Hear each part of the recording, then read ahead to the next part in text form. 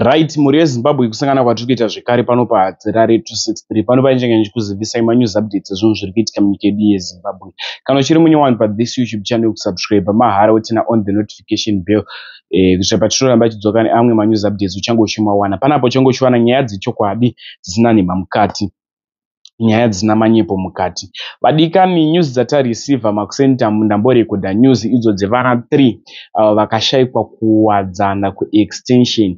Vashayikwa kudaro vana ava vanga vachinzi vakabiwa, saka mapurisa vanga nevabereki vevana vanga vari mubishi rekutsvaga vana avava, asi vanga vachishayika. Zvazoitika vana vaya vese vari 3 pane imwe family nevana 2 ipapo, kwozoitawo vamwe vane mwana 1 pavana 3 vanga vashayika avava. Vawanikwa vese vari muboot remota yanga yakafirawo zvayo yakapaka pamba, vese vari imomo, mutumbi wavo yese vari 3 vakafa.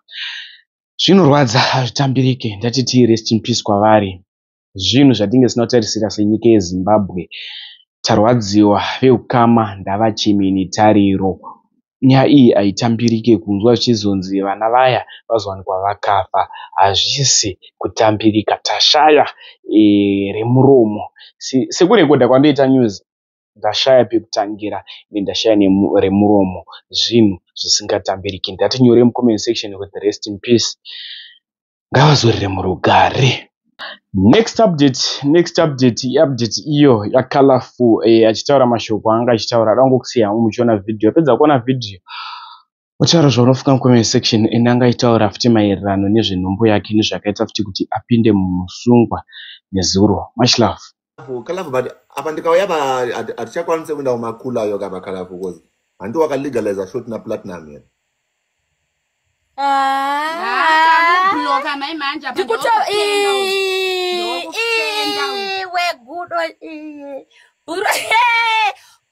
platinum. You can't even handle me. I'm sorry to say this. That was just your content, bro. That blocker is easy. Akutanga undifonera tindivhundutsira. Muri kufira mjeri na Colorful. Kisimotsura mningi wako ndikati wansi mwana wako tora neni moshi. Mumi safe. Ukatadze kuenda nene kubhawa. Nenyaya ya platinum prince ani basa. Anja nezve. Ndakalegalize short. Ndakadzofa.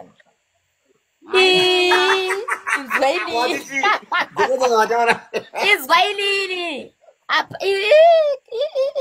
Izwailini. Shotireko ndikutobhotwa mubloka izvezvi. Dai pane vanhu vanorekodha vatorekodha, ndikutobhotwa mubloka. Don't want to record. Kudo kuvanhu. Nyaya yacho ndikatokudza unotoonawo kuti wega sanga. Kudo une munhu akakuveya here wewe. Anoti waini kudo handimufarire ndodhiniwa naye. Ari munhu anotedzira. Variko vakanyenga baba.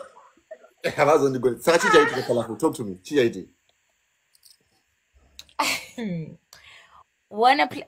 Iwe vanoziva gudo izvezvi ndechahaso rangu rekutengesa masini chichi. Do you get my sense? I called plat shit, bro. I think ndaenda period pari kubhaizika vanhu. Munhu akati, "Ye mwari wangu ndabva ndafara.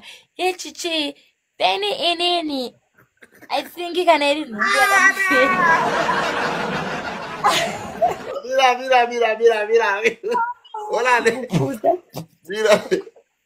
What was the gangster kuti waenda period gangster ndo bara celebrator? No, ndakamutada kuenda nhumbu yatokura guda usiki. Zvikanzi inhumbu ndikati munhu agotanga kufara. Zvekufara zvazvo kutoke pamwe munhu ari virgin achangotanga kuzvara. Nandati boss saka iye manje anga achita zvimashoshosi. Ndikamufonera ndikuda mari mulife make mari andisendere zvezvi $70 gudo. Izvezvi ndichimufonera anotumira maconfirmation ema 2000 anzi ndikuita madire diesel. Asi mwana wake ari kumuda but muduma chasitokwanisa kumuchengeta. Ndabva nangomudza kuti ona ke wewe andichakuda ini nemari yakawanda kudarika. Ona inini ndakutombodanana nemunhu akumbokuchengetera nhumbi yako bva ndamubloka. Colorful. Undori nhumbi. Ndinayo zvangu. Ya platinum prince. Iwe handisanganise varume at a time. Ndinotofamba nehwani chinhu hwani panguva. Ukunzwa. Ndobva ndipapedza.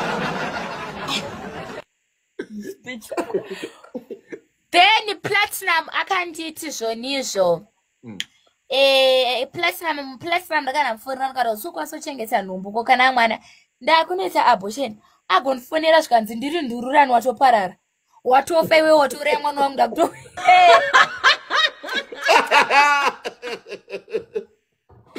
sevana vadiki anzi watouraya mwana wangu ndiwatofa iwewe watofira mujeri akufonera Kismo zvikanzi Kismo get ready ndikufura ipapo nepolisi matofa mamujeri especially the doctor Kismo.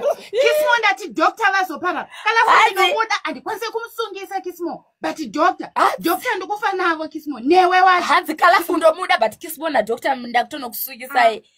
Ndikati iwo kuna nhumbu usingakwanise kuchengeta. Iwo kana nhumbu ichida chimera ndichagire baba. Iwe mwana iwo uchazomuna kana akura akuda baba wake. Zvikanzi Kismo watozofa ana doctor mese maparara. Saka to avoid those shits ndavandodza Kismo kuti mwana ari mudumbu medu. I'm colorful, I'm a brand. Ndotengesa maproducts amwantenga every day. Mwana tochengetana nango mubloka. Munhu handisendere maconfirmation nemadhizi rema 2000 years. Per month kana pa 2 months ondisendera $70. Nhumbu yacho yakatomuvenga itode kumuona kwa yakunokunenyi mumarisana naye. Colorful. Kulo we drama kulo. Drama. Shanzi ndakambouzwa ya confuse kuzikalafu achakuvhurira hope. Ndikati nini ndinoto when it comes to my life ndomira ndiri one newe uri wega. Namuisira message ndikati kana uchida hondo yacho hanzi yemazoparara mazofa. He mwana ndikamuti mwana usingachengete anosenda mani. Nezuro ndakasungwa inini ndine nhumbi yake but ndakarara mupolisi. Wasungirwe. Ndakarunda kona ngalaku yone boys 4 zvepa social media zvekutuka vanhu. Aya ne boys andivharidzira vadonro vabva na make phone call kuna date wangu. Zvaitikira mbaro fuchi ndo ndakakurira magaba. Date wangu ndobva watosvika ndikadziona ika ndakaunganirwa ne4 varume ndakurowa. Saka panchiri ndakagara mota batadopwanya moto svika. Date wangu anotora maminutes vachisvika kona ngala anoziva kuti pauya 2 makombi. Inonzi machi magang makorokoza kunoshanda date wangu kumbare kuya kumaflats. Asvika date wangu obva wasvika pamberi vari 2. Kona ngala akati isusu tiri 5 mani mamonya vari 2. Vabva watondibata saka haana kuziya manje kuti pakawandwa. Azoshamisika manje kona ngale kuti vanhu vese vanganawo 4 vatopasi vakurowa. Saka kona ngale pakanoti vese takuvarova akabva afonera polisi. Saka polisi yakasvika inini ndichitotema kona ngale nematombo. Ndichitomuposera matombo ndichitomutema saka polisi yakabva yangosvika nekuisa inini cheni maoko because kona ngala akafonera help ari atanga ndikunetsa nemusikana but pahondo yacho aiitira mbare mandakakurira saka iye ndiye watikazorova saka pakafonera polisi yakatosvika ndichimwaya matombo kuna kona ngala because vamwe vese vanga vadonha pasi vake vese tavarova saka polisi yangosvika nekundisa cheni iye andisungisa ka ndobva ndanzi pawapinda mukati ndikati handipinde mukati ndega iye ndiye anditanga fight vandavhurisawo dhoketi rangu tese tarara mujeri tatese tarara mukati tabuda makuseni ini nakona ngale wacho apa ndine nhumbu ukunzwa here ndine nhumbi nababa bharanze kutoti mwana wake anenge achirara achirumwa netsikidzi but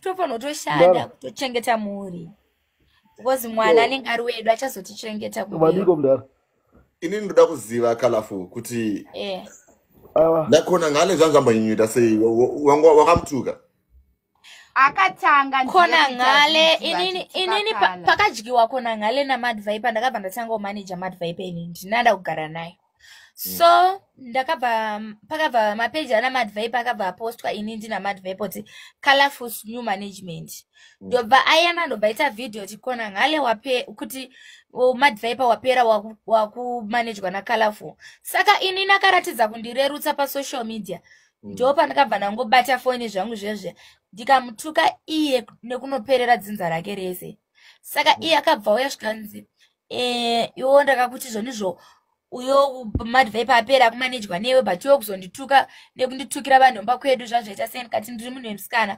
ukatongonetsana neni nongokutukira mhuri yese. Ipapo manje akati watofa zvekuti dai ipapo ka dad vangu inini dai vavasiri dad vangu ibest friend yangu takabatana kudai igangster pasina kuti nini ndina vana baba vakaota vevaya izvezvi ndakaparara nekurohwa because kona ngala kauya nevarume mamonya vangu vakapfeka hembe dzezano fichi dad vangu 100% zano akuya nevarume kuti hanzi rohwa ine bwezi ramudhara ane draka zviri fani kuti munhu wechirume anoya nevarume kuzorova inini but iye manje hapana kana kuita 4 minutes dad vangu nangotexta message ndinayo phone mangu ndinazokuratidza ndinayo ndikati I'm in trouble svikai passport dad vangu vanotora maminutes vanga vauya pangosvika chete mahwana akatanga Kalafu uri kundudza kuti kona ngale akauya nemamonya 4 kuya kuzorova iwewe kana neweyo kuya kuzorova munhu wani musikana mumota mamuna Vanchoga ndaifanira kutoita video naVanchoga ana Vanchoga vese veve vakapeta because akauya nevarume kunzwere Vanchoga yangoti sorry inini panguva iyoyo ndaingofaitira kuti ndisabude mumota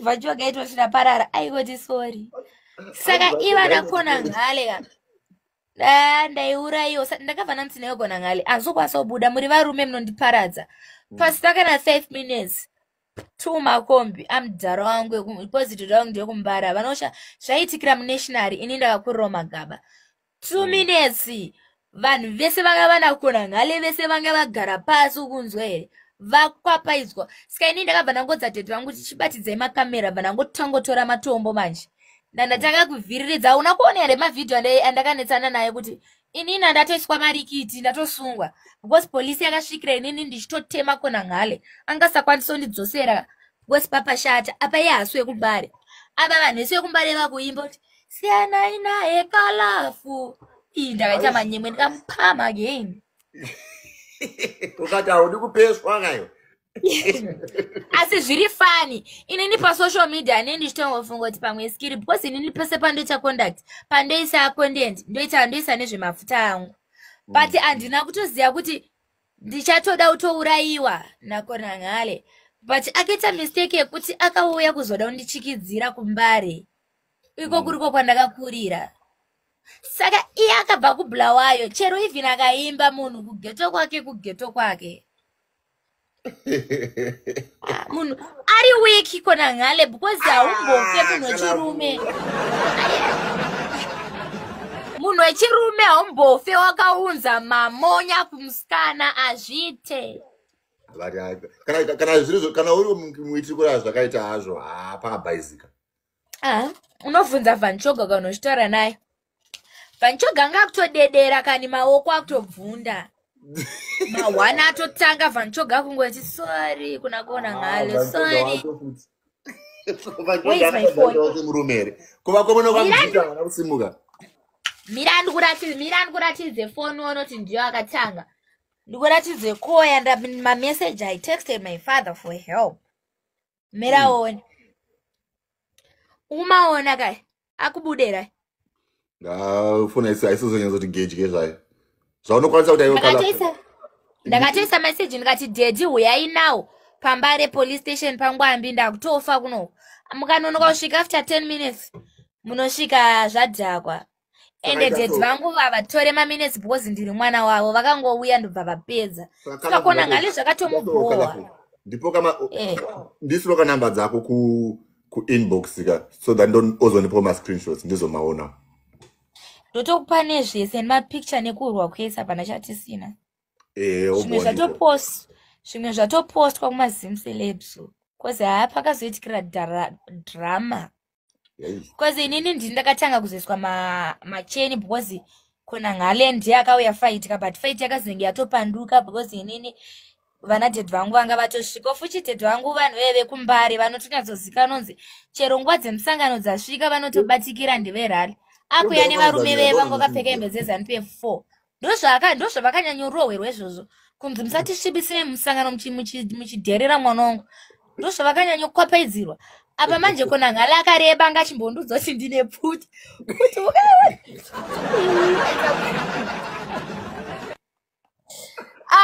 kuita hondo dzana maini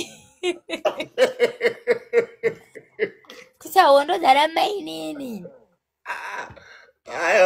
kala munhu aisarena zvamiri aisarena munhu wechirume akandodzoti panapa kalafuka sabuda mota ndakutombobudisa pfuti nechieni ndikati ndazoshudwa but ndakashamisika kuti vamwe vese pavakarohwa ndazobata dombo akareba but ndaita kumuvhiriridza zvekuti iye ega aitonga akutamba inonzi akutamba rumba achijamba matombo but anotokwanisa kutondiguma munhu anoyozorova musikana ndamukurire ini nobva afonera polisi obva avhurisa dhoketi